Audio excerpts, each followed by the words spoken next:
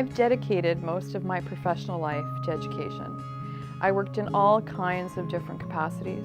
For almost 30 years, I was in love with my profession, took many courses, wrote, researched, published within my professional circle, and worked with wonderful people who, like me, had a passion for helping children. In my private life, I also dedicated a lot of my energy to helping children and youth through my family. It was a spiritual calling to me, a vocation. I was married to an atheist, married in the church, and raised Catholic, but I considered myself agnostic, never having felt at home in a church. I had faith in spades, though, and always believed that the direction my life took was based on what God wanted me to do. I never knew it was possible to develop a personal relationship with God. Then, over the course of the last 6 years, my life changed drastically, and several times over. Actually, there is practically nothing in my life that is the same today as it was 6 years ago. All my life, I'd been considered the strong one. Even though there had been several losses over the years, and my marriage had been pretty shaky, I was optimistic and I thought that my life was pretty much set, and I was happy enough with it. I had a wonderful family, 2 daughters, and I never wanted for anything. Then came some massive losses. My marriage fell apart. My daughter got very ill and couldn't go to school anymore.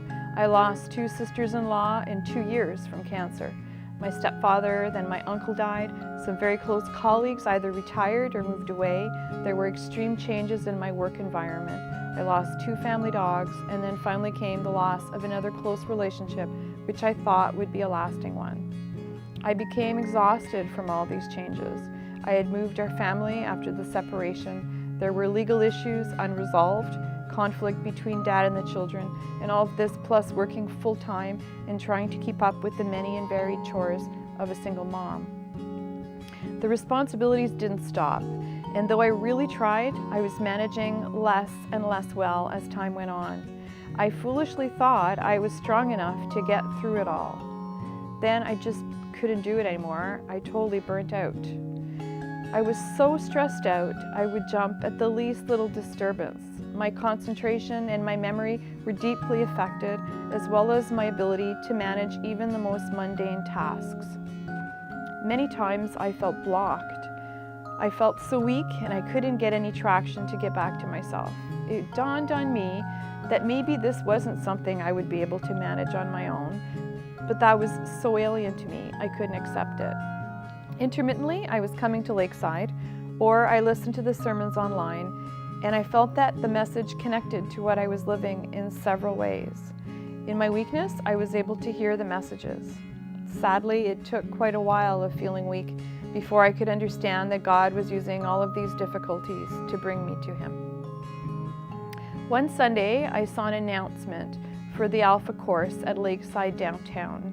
I was determined to take this opportunity for a journey which turned out was an enormous support, as it allowed me to understand more about God's message, to feel His love, to learn I could truly communicate with God, and start to see my life in a new way, one I had never dared to think it could be.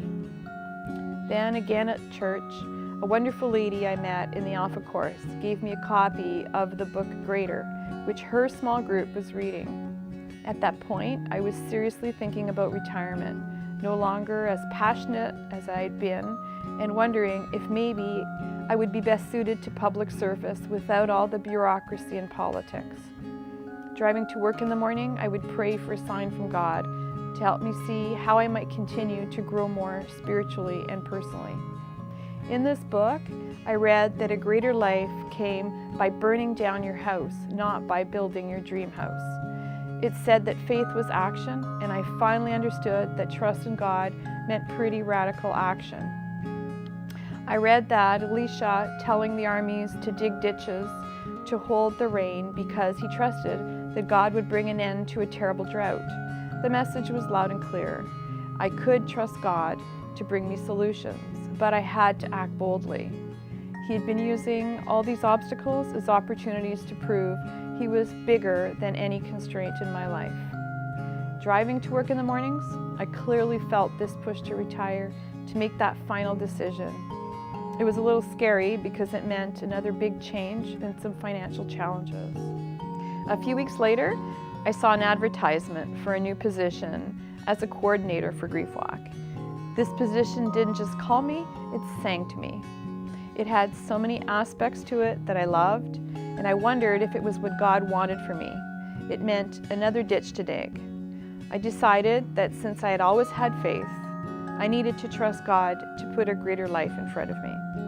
It's not that my life wasn't great before, but I realized that it just wasn't what I was supposed to be doing now.